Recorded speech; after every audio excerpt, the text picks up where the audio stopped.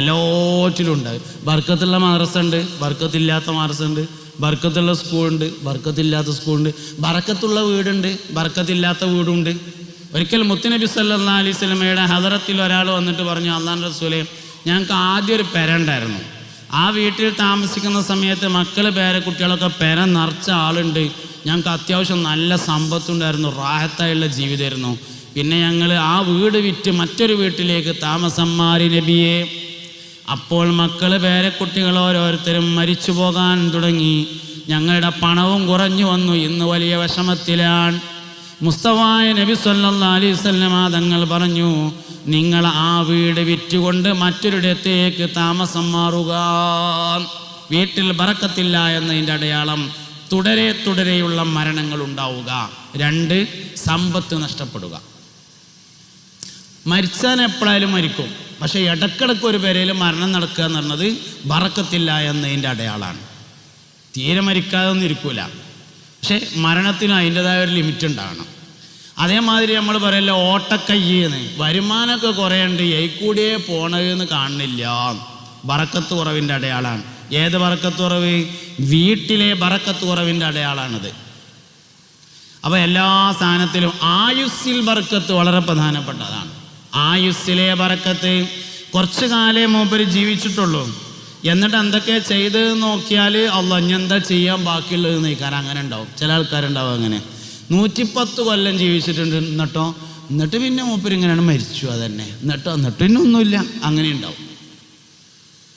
കുറച്ചു കാലം ദീർഘകാലം ജീവിച്ച് ബറക്കത്തുള്ള ആൾക്കാരുണ്ട്. ഉദാഹരണം ബഹുമാനപ്പെട്ട സയ്യിദുനാ സൽമാനുൽ ഫാരിസി റളിയല്ലാഹു അൻഹു 200 വയസ്സ് വരെ ജീവിച്ചു. കുറച്ചു കാലം ജീവിച്ചിട്ട് ബറക്കത്തുള്ള ആൾക്കാരുണ്ടായിട്ടുണ്ട്. ഗസാലി ഇമാം റളിയല്ലാഹു അൻഹു, ഇമാം ഷാഫി റളിയല്ലാഹു അൻഹു, ഇമാം നവവി റളിയല്ലാഹു അൻഹു ഒക്കെ 50 അതിൻ്റെ താഴെയാണ്, മേലെ കയറിയിട്ടില്ല, കുറച്ചാലേ ഉള്ളൂ.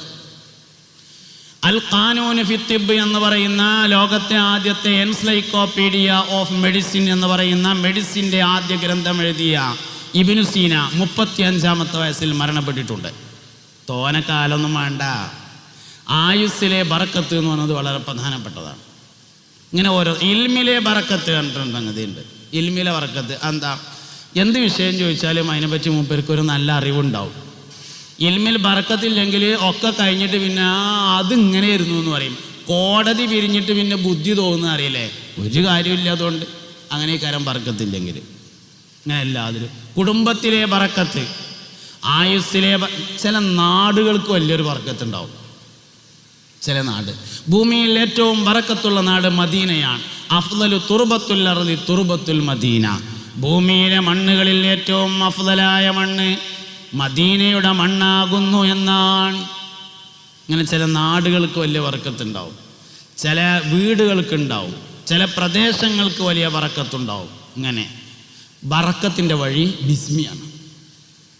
ബറക്കത്തിൻ്റെ വഴി എന്ന് പറയുന്നത് ബിസ്മിയാണ്. കുല്ലു അംരിൻ ദീ ബാലിൻ ലാ യുബ്ദഉ ബിസ്മില്ലാഹി ഫഹുവ അബ്തറു. വസ്ത്രം ധരിക്കുമ്പോൾ ബിസ്മി ചൊല്ലണം. എപ്പോഴാണ് ചൊല്ലേണ്ടത്? വസ്ത്രം ധരിക്കാൻ തുടങ്ങുമ്പോഴാണ് ബിസ്മി ചൊല്ലേണ്ടത്.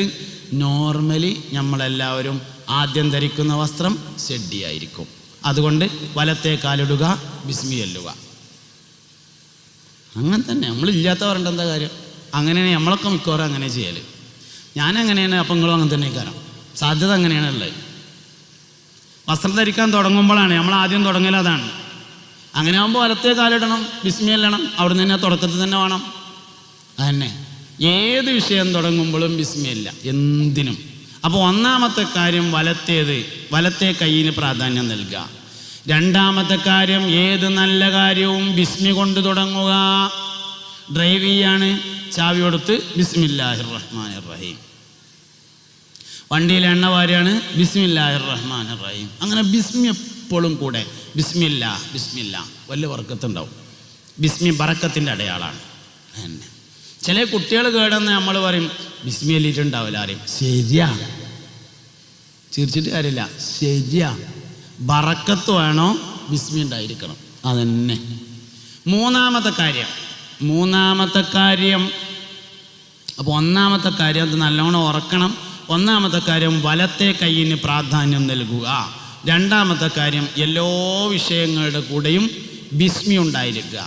മൂന്നാമത്തെ കാര്യം അൽഹംദുലില്ലാ എന്നത് ദായിമാക്കുക, ഹംദ് ദായിമാക്കുക. ഹംദ് ശുക്രി എന്ന് പറയുന്നത് നിഅമത്തിനെ ഓർക്കുന്നവർക്കേ ചെയ്യാൻ കഴിയുള്ളൂ എന്നാണ്. മൂന്നാമത്തെ കാര്യം ഹംദ് ദായിമാക്കുക, അൽഹംദുലില്ലാ എന്ന് ദായിമാക്കുക. ക്രെഡിറ്റ് അള്ളാഹുവിനാകുന്നു എന്നാണ് അതിൻ്റെ അർത്ഥം. ഒരാൾ നമുക്ക് ഒരു 2000 റുപ്യ തന്നു, അപ്പം നമ്മൾ പറയുന്നത് അൽഹംദുലില്ലാ, പൈസ എന്നതിച്ചാണെങ്കിലും ക്രെഡിറ്റ് അള്ളാഹ്ക്കാണ്. ഇത് നമ്മളിരുന്ന് വരണമെങ്കിൽ നിഅമത്തിനെ ഓർക്കണം എന്നാണ്.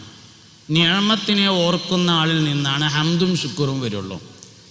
ഞാനിതെന്തുകൊണ്ട് പറയണമെന്ന് ചോദിച്ചാൽ നിങ്ങൾ ശ്രദ്ധിക്കണം. നമുക്ക് നിഅമത്ത് ഓർമ്മ വരലില്ല, നമുക്ക് നിഖ്മത്താണ് ഓർമ്മ വരിക. നിഅമത്ത് അനുഗ്രഹം, നിഖ്മത്ത് പ്രയാസം. വണ്ടി തട്ടിയ സ്ഥലവും തീയതിയും ഒക്കെ നമുക്ക് ഓർമ്മ ഉണ്ടാവും, പക്ഷെ വണ്ടി വാങ്ങിയ ഡേറ്റ് ഓർമ്മ ഉണ്ടാവില്ല.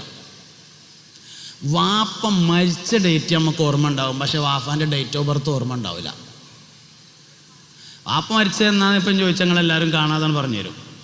അതേസമയത്ത് വാപ്പ ജനിച്ചത് എന്താണെന്ന് നമ്മളിതുവരെ അന്വേഷിച്ചിട്ടുണ്ടോ? എന്താ അപ്പോൾ അത് അന്വേഷിക്കണ്ടേ? വേണ്ട തന്നെയാണ്.